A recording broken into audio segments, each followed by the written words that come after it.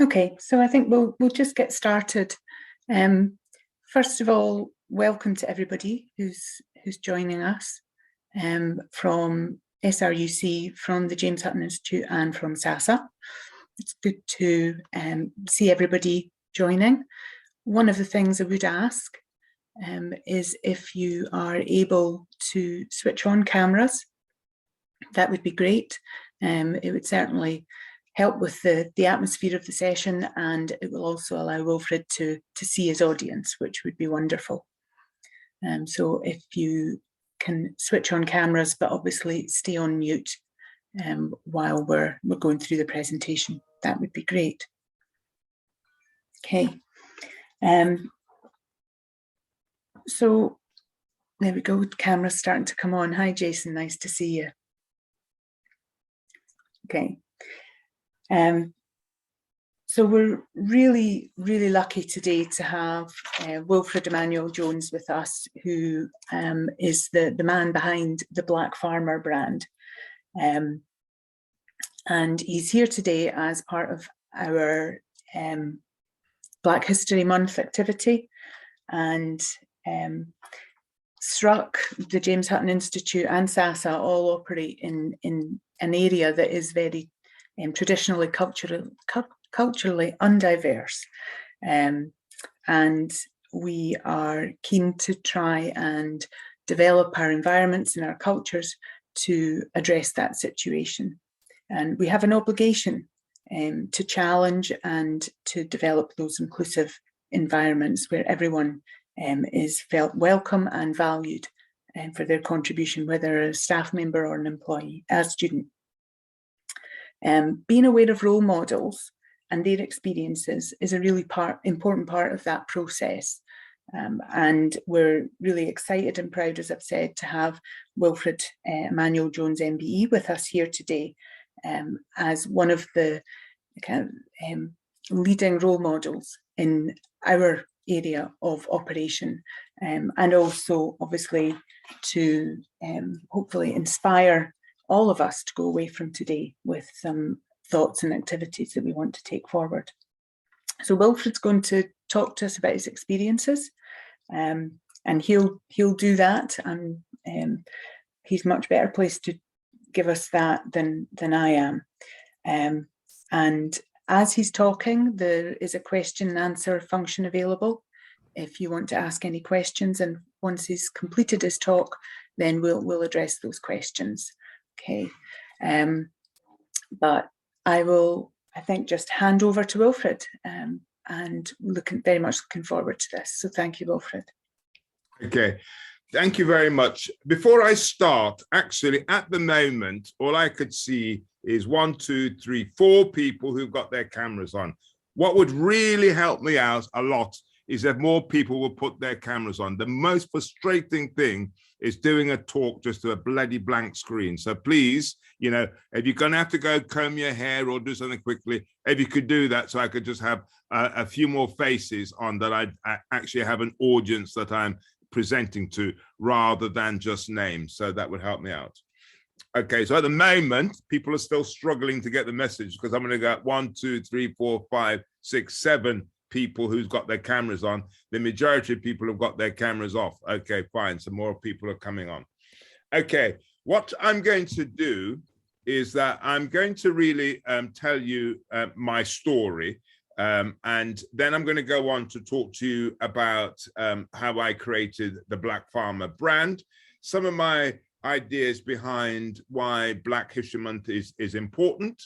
And then really also, which some of you may not realize, is then to talk about my Scottish roots. There is a lot of connection between people from the Caribbean and people from Scotland.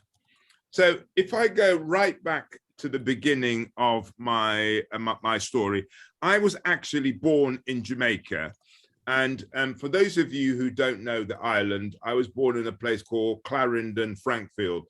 And if you went there today, you see quite a lot of subsistence farmers actually working the land. Now, you all know the story. in the 1950s, people like my parents had an opportunity to come to the UK.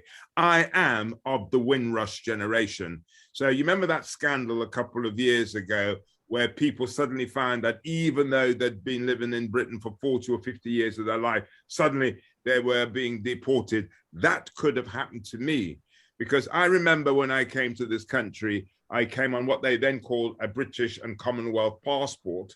And I think around the late 70s, there was a big campaign to, if you wanted to stay, you had to go and become a British citizen. So I had to go through the whole process of becoming a British national in order to live in this country, even though I'd been in this country since I was 3 years old. So therefore, the grace of God go I, that I am of that sort of generation.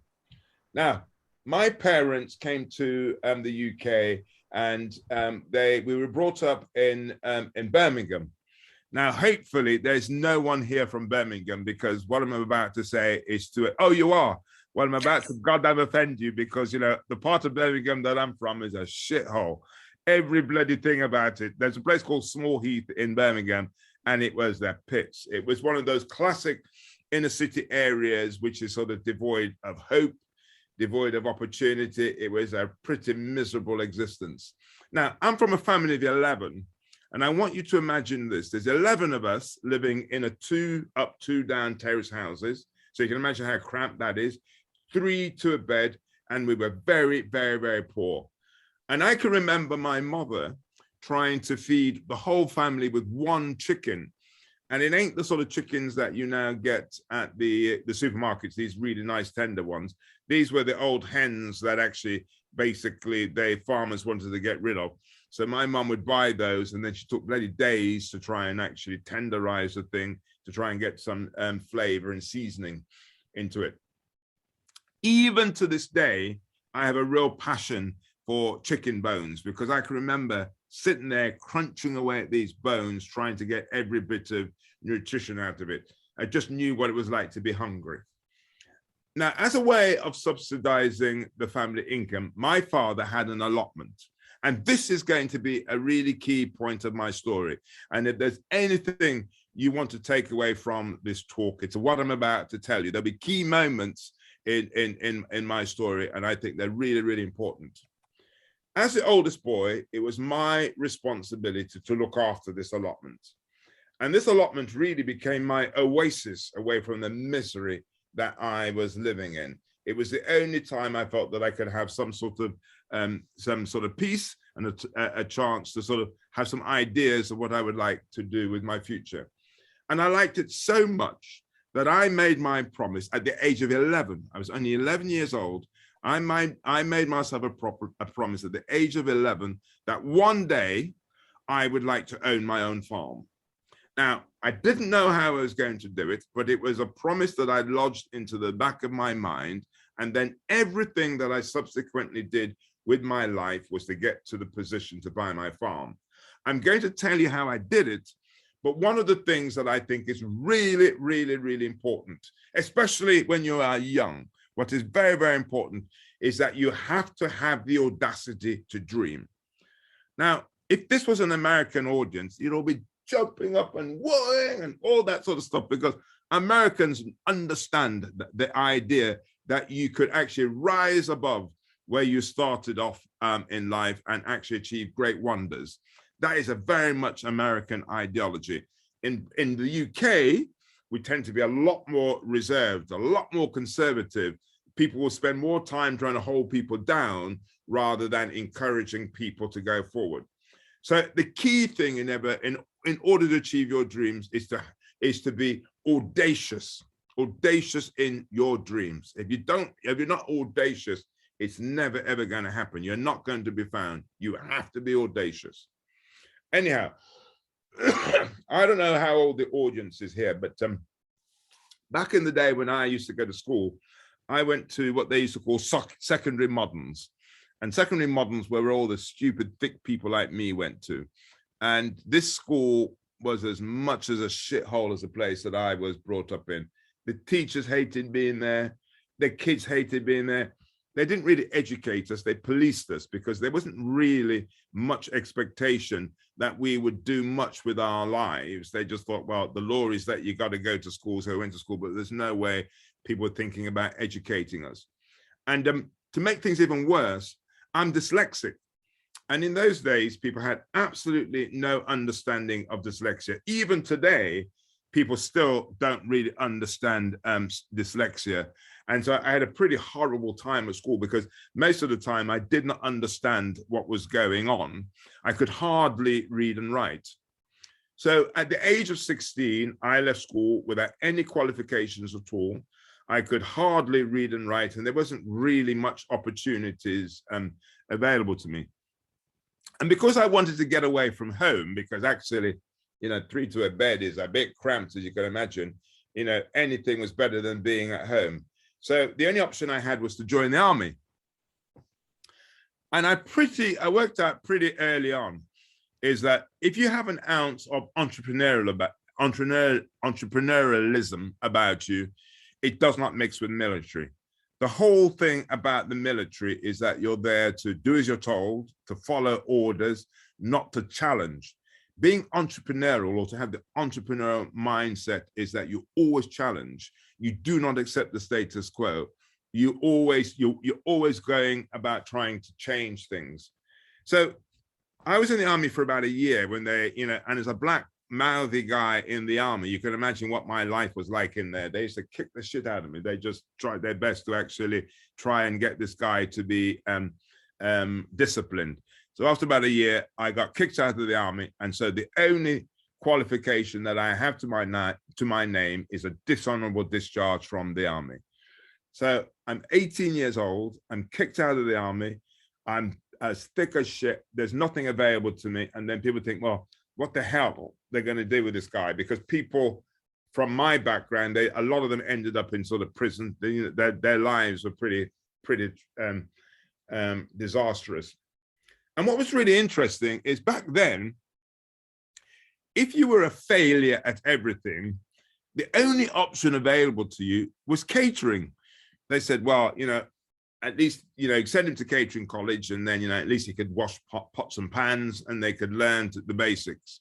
So I went to a local catering college in the West Midlands. And luckily, I absolutely took to catering because, it's a lot of speed. And I ended up working in various restaurants and hotels. And it was nowhere glamorous. Back then, catering was not a glamorous profession. It was where the stupid people went to. And I spent, years managing to survive, going from job to job. But this is the key thing about having a dream. This dream of owning my own farm was a real constant in the back of my mind. And I just knew that actually there is no way you are going to be in a position to buy a farm if you're going to be flipping burgers.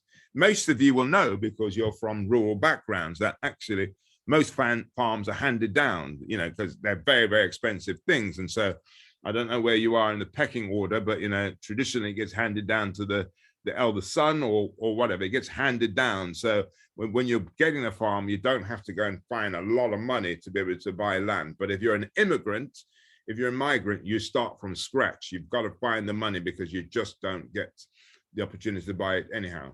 So I knew if I was going to be true to that dream, I would need to do something dramatic.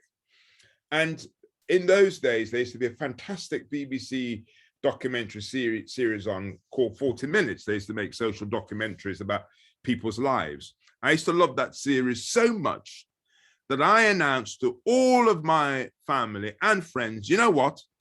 I'm going to apply to the BBC to be a producer director making documentaries. So you can imagine all of my family and friends said, this guy is nuts, basically, because A, he could hardly read and write. Back then, and probably the same today, television, especially the BBC, is very much the profession for the Oxbridge types. This is a guy who could hardly read and write, and he thinks he's going to go and get a job in television. That ain't going to happen. I have lived my life on two principles. If there's another thing I want you to take away with you, it is this. Any successful person that you will ever meet in your life, they're successful because of two things. All you need are these two things to succeed at anything, and any successful person you know will have them. That it doesn't matter on the color of your skin, it doesn't matter on your gender, it doesn't matter on your background, it doesn't matter on your education. If you do not have these two things, you will never achieve your dreams. The first thing is that you need to be ruthlessly focused, absolutely focused. And people say to me, well, what do you mean by being focused? Well, it means you're able to get rid of the white noise of living. And if most of you look at your lives, you will see that actually a lot of it is full of shite, things that really do not matter. It's amazing when you actually really filter out what are the things that you've done or that are doing that's important and other things that's rubbish. If you look at an athlete, for example, as they're training, they're really focused that they've got to get up at 4 o'clock in the morning when it's pissing down with rain to train. They will do it. They will do absolutely what is necessary and disregard all the white noise, which actually is the baggage that people carry around with them, and it doesn't benefit them in achieving their goals or their purpose. So the first thing is ruthless focus. The second thing, and this is far more important than the first thing, very important. And if you do not have this second thing, the first thing doesn't even matter. The second thing is that you need to have passion. You need to have passion. And the reason why passion is important is because passion defies reason. It defies logic. It doesn't add up. It doesn't make sense. It helps you get over all of the hurdles that will come your way. If you sit down and you rationally try and work out whether it's the right or wrong thing to do, that ain't passion.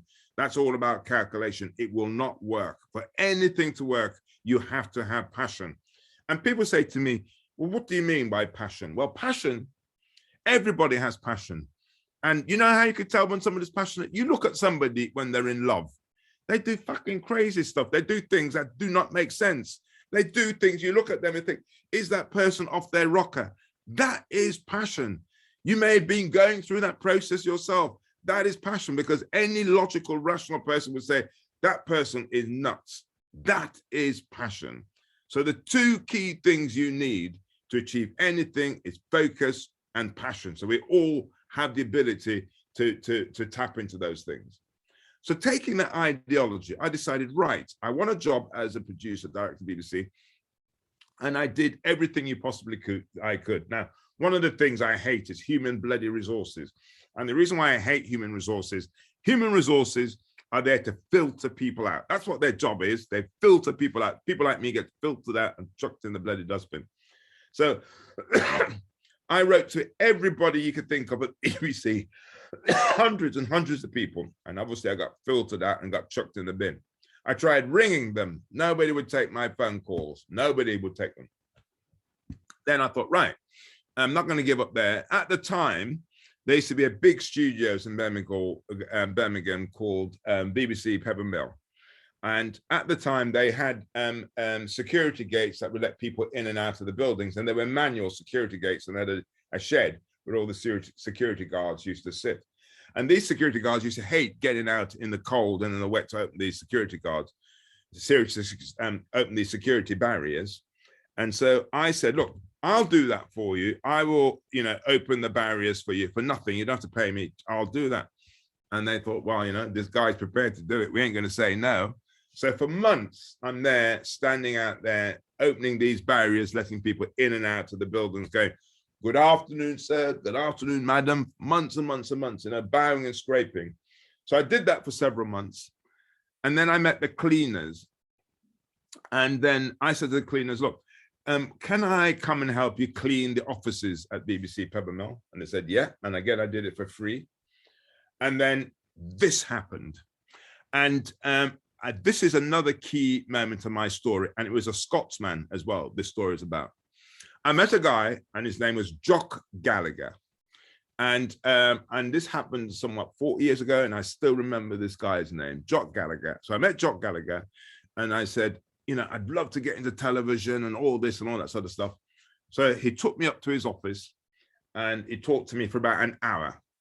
And he says, look, you're not the type of person that we sort of employ in television because A, you don't have the education, And B, you got a bit of an attitude problem.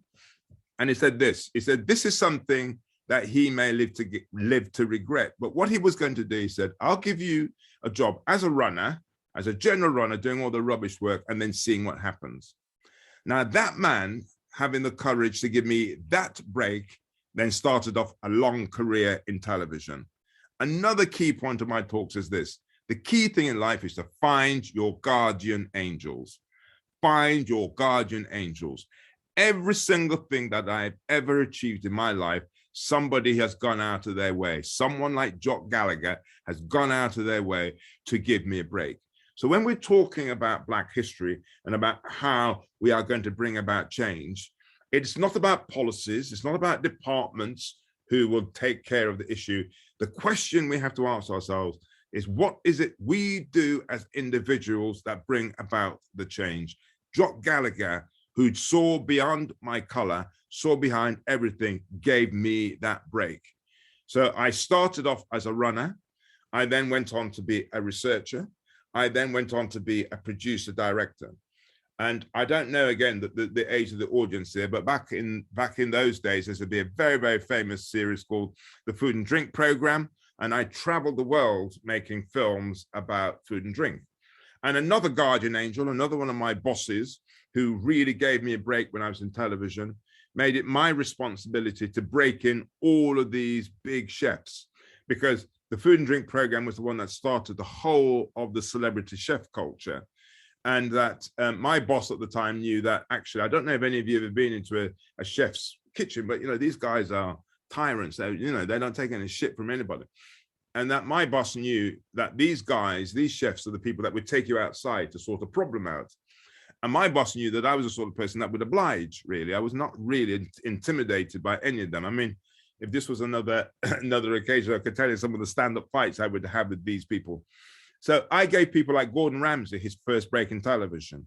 I can remember Gordon Ramsay having to come into my flat where I'd have to train him how to perform in front of the camera, because in those days we used to shoot on film, and film was very, very expensive. And so not like these days where it's video. So everybody had to know exactly what they were doing. And because these guys were good in terms of the kitchen, when they then got on set or when they were being filmed, they need to understand the principles of filming. So Gordon Ramsay got his first break through me. James Martin got his first break. Raymond Blanc, most of the big name celebrity chefs, I would have given them their break in television. And I traveled the world making fantastic programs about food and drink. And it's worth pausing here, because you might think, actually, this is a guy from the gutter. He's at the bloody BBC. He's traveling the world. The sensible thing to do is count your blessings, keep your head down, shut the fuck up. Don't rock the boat, because, it's better than being on the streets. Another important thing for you to remember is this, is that the moment you stand still, that is when life will pass you by. And the thing that will stop you standing still is to have your purpose. The most important thing you have to try and stop in your life is to get into survival mode.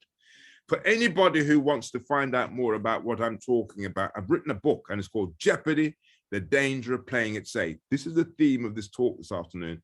Jeopardy: The Danger of Playing It Safe. The moment that you think that life is certain, the moment you play it safe, life will pass you by. That's why people get so upset when they get made redundant. They feel that they've had this thing called certainty. Suddenly that's gone and their lives are in turmoil. Find out what your purpose is and live towards everything to fulfill your purpose. It's really important, again, especially if you're young. And so I knew that although I had a lovely job at the BBC and I was traveling the world, that actually if I was going to fulfill my dream of having my own farm, that was not going to happen by being at the BBC. So I knew that I would have to move on and start my own company, because that was the only way I stood any chance to get the money required to buy any land. Now, all of you sitting in this audience will have dreams and aspirations of things you would like to do. Everybody does. And the one thing that stops them doing it is fear. It is all about the way that fear controls people and keeps them sort of trapped.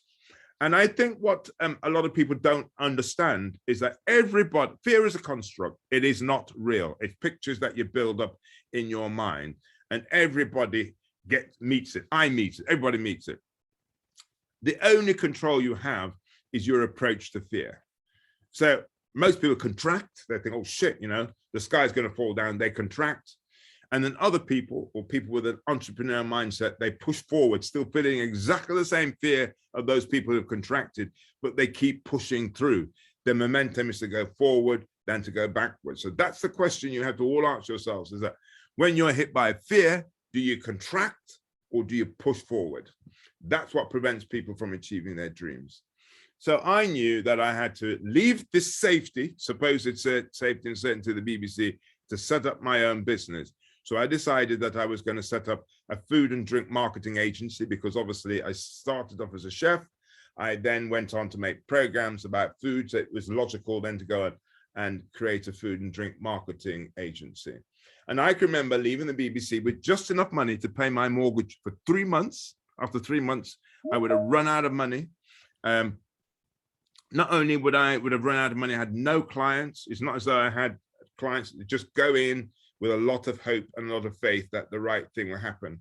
And again, it's back to my sort of philosophy. If you put it out there and say, this is what you want to do, people will come. The other thing about being British is that they're very, very reticent to put it out there. If you don't put it out there, you're not going to find your guardian angels. You're not going to find the people that are going to help you fulfill your dreams. You've got to put it out there rather than keep it in. So that's what I did. So I formed this company. I put it out there, went out there telling people this is what I'd like to do in terms of creating my marketing agency. And people came and gave me an opportunity, gave me a break.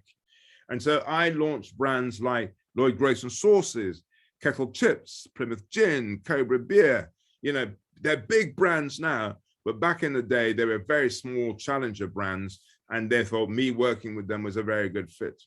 I ran that business for about another 15 years. And then that gave me the money to buy my farm. Now, when I go around and I do talks like this, and I do talks to young kids, I don't swear, but I say to them this, dream fucking early, because actually, it takes a long time to achieve your dreams. It takes a long, long time. It's a goddamn marathon. It ain't something that's going to happen overnight. It's a marathon. So having got enough money to buy my farm down in, and so I used to go to Devon and Cornwall quite a lot. And I thought, right, I'm going to buy a farm near a place called Launceston, or Lanston, as they say down there. And it was an old dairy farm, because I can remember at that time, a lot of farmers just were getting out of farming because it's a cruel business unless you get it right. And a lot of people just couldn't get it to sort of work. And I can remember when I was saying to all of my family and friends in London at the time, look, I'm going to buy a farm down in Devon. And they all looked at me and they thought, bloody hell, don't they lynch black people down there? There are no black people at all. It's probably like where you lot are in Scotland. There are no black people down at all. The idea of black guys going down to Devon and Cornwall, it's like going into a foreign territory. And then what was really interesting, actually, is that then all the next door neighbors down in Devon, they just couldn't work it out. They said, what's a goddamn black guy from up country, as we're called, from up country, wanting to come down in a farm? It just didn't make sense. And this is what's quite interesting, actually, is that I can remember when I put up my first polytunnel, they called the police out because they thought I was using it as a cover to grow ganja. They thought, this guy is using his polytunnel to sort of grow ganja. So when you're driven with your own personal dreams, you have to go against stereotypical ideas of what people think you should be doing and where you sort of belong. Little do they know, I was just challenging and I was chasing my dream. And that's all that was important to me. And one of the things I've always thought is this: it is outsiders who see opportunities. If you've got an outsider's mindset, you could see where there's an opportunity to do something different. And what I realized was that there was this big gap between urban and rural Britain. You guys will know. I don't know whether it's the same in Scotland as it is in the rest of England, but it's as though you're in separate worlds, it's still different countries. There is just no connection between urban and rural, not like on the Europe or an island where there's a real affection for rural Britain, not in the rest of Britain. So I thought, right, I'm going to create a brand that is going to be representative of modern Britain, rather than the image that people perceive Britain used to be back in the day, 50 or 100 years. I want something that was absolutely mainstream and quintessentially British, not something that is seen to be just something for the ethnic mob, but something is very, very mainstream.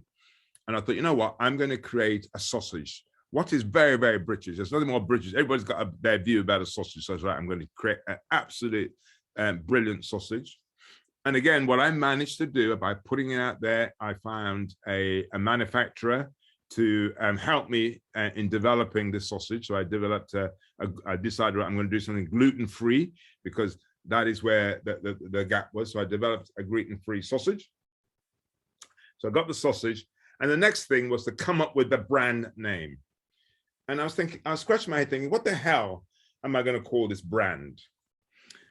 And then one day it came to me. All of my next door neighbors in the Devon used to call me the Black Farmer. And I thought, shit, that's a pretty good brand name. Not only is it a really good brand name, no one else out there could nick the idea, because there was no other black farmers. So that gave me something quite unique. And it has an edge to it. People are not sure about whether it's politically correct or not. In this world we live in, about what is the correct language to use when we start referring to people of color, there's a real nervousness around it. So there's, whoa, can you say that? There's still parts of Britain where people are referred to as colored rather than black. There's a real sensitivity about using a brand like the Black Farmer. Now, this is a very, very important lesson. For another one for all of you is this. Even I was slightly worried about calling the brand the Black Farmer. So I said, you know what? I'm going to go and get it all tested, get it all researched. So I went and I did masses and masses and masses of research. So for all of you guys who live and die by research, listen to this.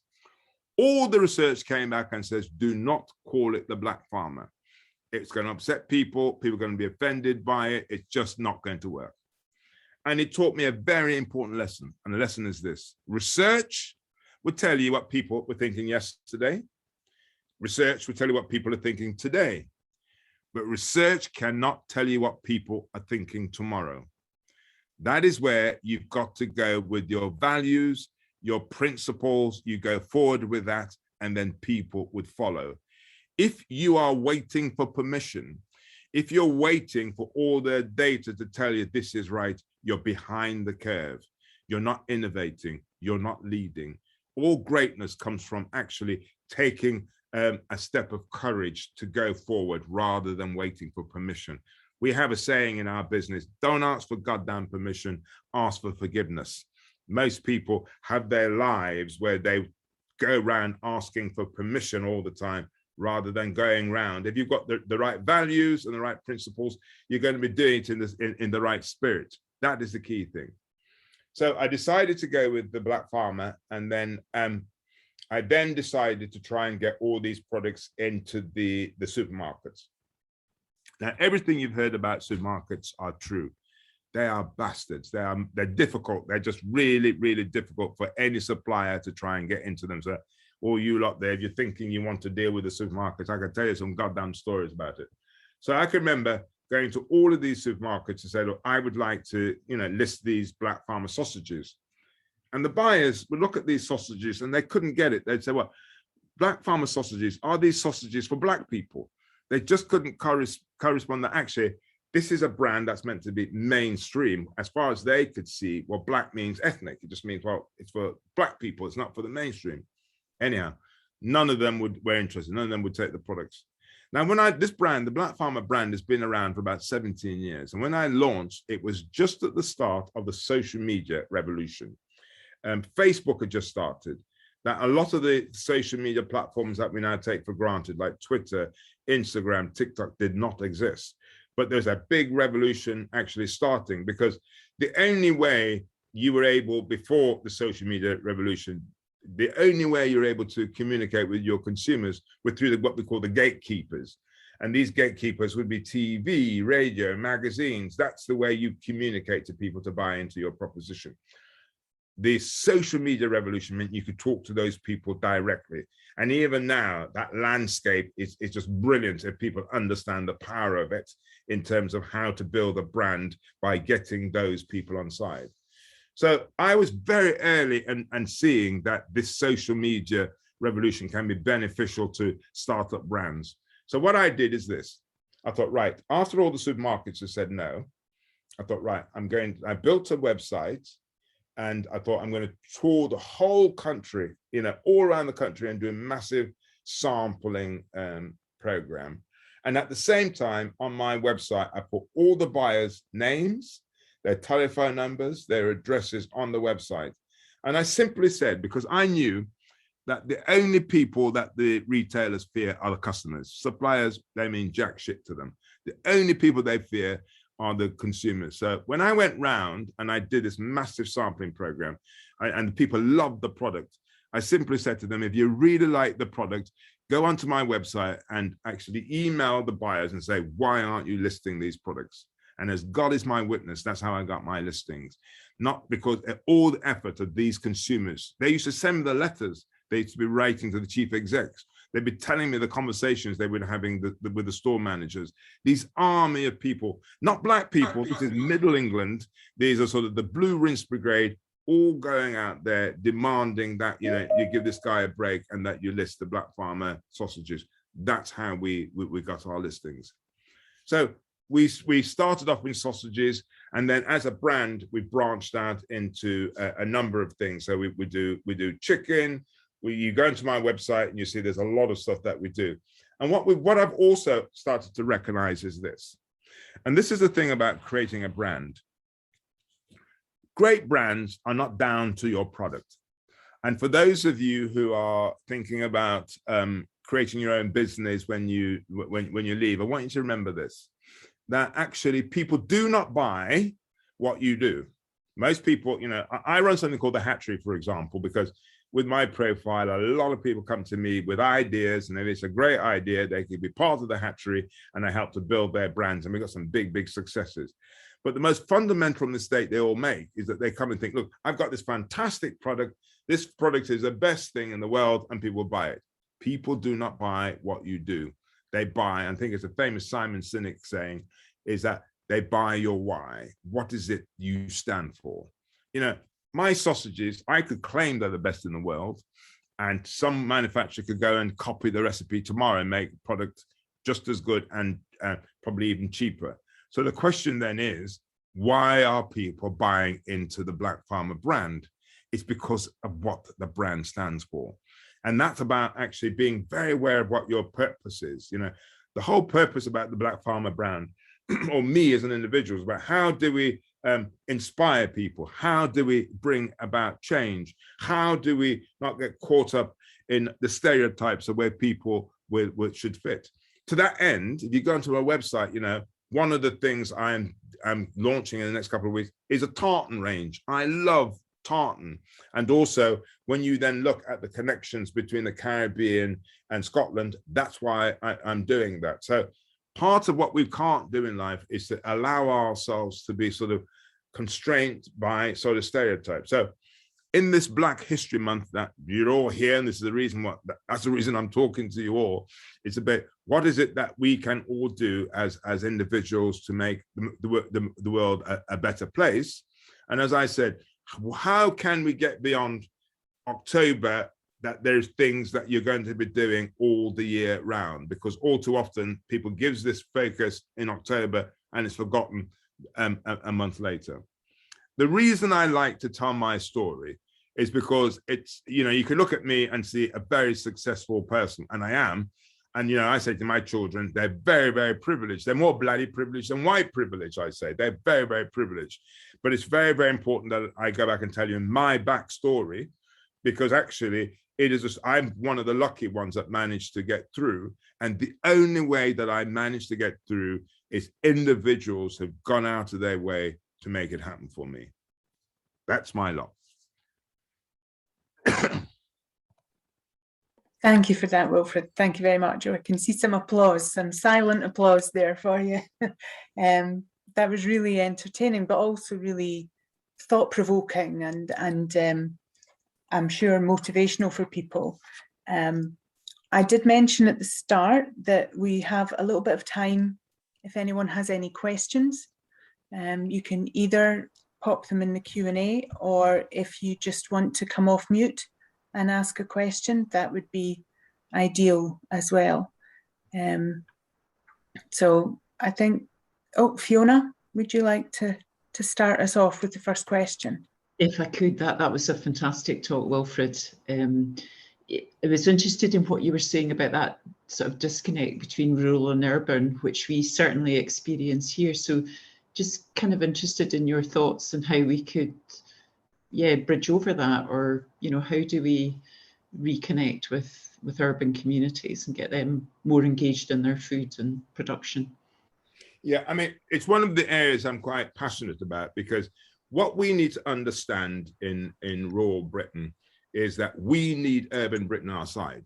If you do not get urban Britain, it's no good actually being powerfully amongst your own community, because you're not going to survive as a business. So it's about how do we reach out to these people in urban Britain, and also to realize that urban Britain see our lives as privileged.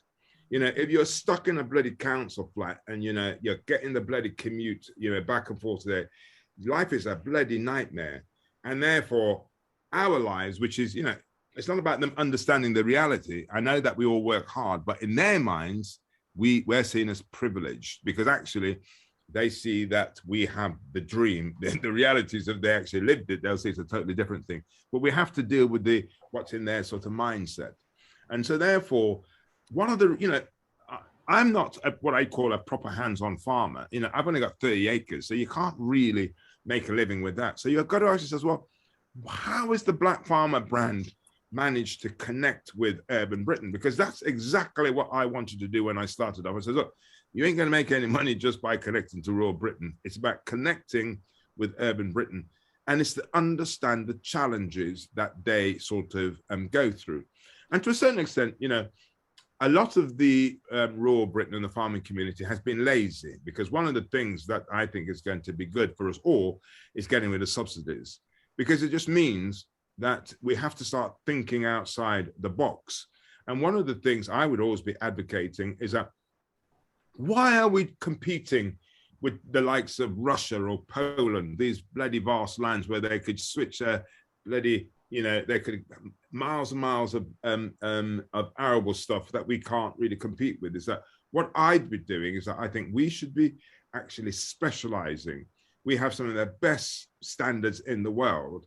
And what I'd be saying to anybody is that specialization is the future. One of the things that I do, for example, under the Black Farmer brand, is that I do an antibiotic-free pork. Now, the industry, oh God, you can't do that. Now, this is how it works at the moment. Now, the reason I do an antibiotic-free pork, and those who think that actually it involves some cruelty, it doesn't. Basically, what happens is that if the pig needs antibiotics, it's given it, but it's taken out of the herd. And the reason why we're able to do that is that in the States, they're losing confidence with their food supply, because for years they were pumping it with hormones, and so the American consumer are losing faith. And the market for the antibiotic pork is the US. In fact, we get our antibiotic pork from a farmer right up somewhere in Scotland. I can't remember the name of it, that's actually producing it.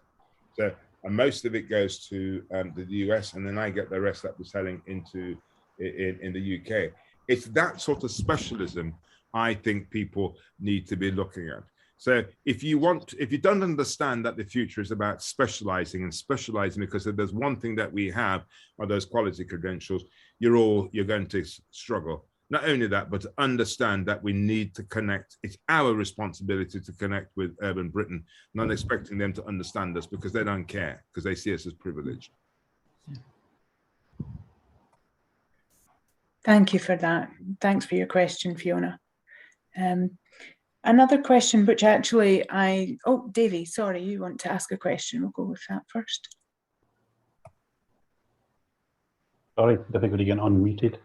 So thanks, Wilfred, that was great. You touched on it in your presentation earlier on that you'd gone to or been going to Devon and Cornwall a lot, and that's why you decided to go down there. I'm just curious, did you not think of anywhere else in the country? Because Devon and Cornwall land prices are not exactly cheap, even when things were going through a bit of a recession. So did you consider anywhere else in the country, or was it the tropical nature of Devon and Cornwall compared to the west of Scotland that swung it for you? Well, one of the things, that's a really good question, because the truth of it, it's the only part of Britain that I knew. And traditionally what happened is that when people of color came to this country in the 50s and 60s, they went to where they felt safe and comfortable. That's why it was the likes of Manchester, Birmingham, and London. And the idea of branching out, was quite an anathema, because we all know what we had to go through in the 60s and 70s. So the idea of branching out into rural Britain, even today, is still something that people are nervous about. And so there are other parts of the country, like Scotland and up north, where actually I would like to see more people going. To that end, watch out for what I've just launched. It's called the Black Scotsman, because I see there's a real big opportunity. So in 2 weeks' time, you will see on my website a whiskey that I've just created with a distillery called the Black Scotsman. It's about actually claiming Scotland also as part of where we can go without feeling as though we're outsiders. And the reason why I decided to do that is that I was, you probably all at one time done something to look at your roots, your genealogy. So I thought, well, I would trace mine. And do you know that there are a lot of people, especially in Jamaica, with Scottish surnames? And what I didn't sort of realize is that there was a massive Scottish community that actually went and settled in the Caribbean. And what happened, I think a lot of them joined the army, and because they were poor and the only way out of poverty was to join the army in the 18th century or something like that, got to the sort of Caribbean and thought, bloody hell, I'm staying here. And that's when a lot of people from the Caribbean have a Mac somewhere in their surname to show that there's a really strong link. And I'm also got that link in mind. So I thought, fuck it, I'm going to claim that as well. I'm going to claim being a Scotsman. That's why, I've actually got my Scotch whiskey. I've also got my own tartan. So I've had my I'm just waiting for it to be fitted. I got my kilt. Everything worked out. So if no one else, and no other black people are not claiming their Scottish rights, I'm the one that's going to be sort of leading the way. So watch the space. Very much for that, Wilfred. Cheers. Thanks, Wilfred. I do have a question that I received actually before the event, so I'll just share that one. Questions that a black farmer, obviously, you're in a unique role. How much of your motivation was about just wanting a farm, and how much was about breaking the mold and proving people wrong potentially? Well, both of them go together, really, because I think the thing is that if you're, and that's why my backstory is very, very important. And I referred to my book earlier on about jeopardy, the danger of playing it safe. And one of the things I talk about in the book is that sometime in your life, in order to achieve your own personal goals, you have to make a choice between being and belonging. And you can't ever really achieve what you want unless you make that choice of being. Now, to belong, you have to operate by the rules of the group. And if you don't operate by the rules of the group, you'll be chucked out. Now, if you have a dream, if you want to do something that doesn't work, doesn't make sense to that group, you have to step out and then to be. And it's a very, very lonely place being. That's why most people just stick with belonging. But to be, it is about being audacious, about breaking the mold. The group ain't going to break the mold. The group wants to keep the status quo. And so the whole idea of having a farm is breaking the mold. But also, the stereotypical view is that if you're black, you're meant to be a good football player, a good athlete, you're into reggae and you smoke ganja. Now, if you want to break out of that mold to say, actually, I like Morris dancing. The things I like Morris dancing, I like flamenco, another passion. Now, I'm a black guy, so I have as much right to like those things. And I have to break the mold, and that the mold is where people sort of stereotype you. So be it, but I'm living what I want rather than actually operating by the rules of the group.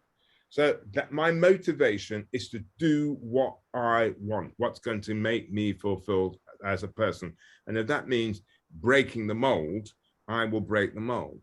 And just having a farm is breaking the mold. That is what I want. And it came from that feeling that actually, I do not want to have a life where I've got to be stuck in a bloody ghetto. I didn't want that. And if it meant breaking the mold, I will do what it did in order to achieve that. Fabulous. Yeah. Any other final questions from anyone just before I bring this to a close? No? Okay. Well, I mean, thank you again, Wilfred. We're all really grateful for your time and for your honesty and your frankness. There's been a few comments in the chat, and I think to quote Stella, bloody brilliant talk. Thank you very much. We're all also really pleased to hear about your, links to Scotland and your plans for some Scottish related products again in the future. So we'll be looking out for those. But I think as well, I'm sure we've all taken something away from listening to you today. And, hopefully we can all go away and be a Jock Gallagher and positively impact on our organisations. That's the kind of key thing from today. And, your focus and your passion for being that guardian angel, I'm sure will inspire all of us to go and do the same. So yes, just once again, thank you to everyone for attending, but most of all, Wilfred, thank you very much to you. That was, I think, also to quote someone, the best talk that they've been to in 6 years at SRUC. So, hugely appreciative of your time and your input. So well, listen, thank you all. Thank you very much, everybody. Thank you. Thank you. Thank you. Okay.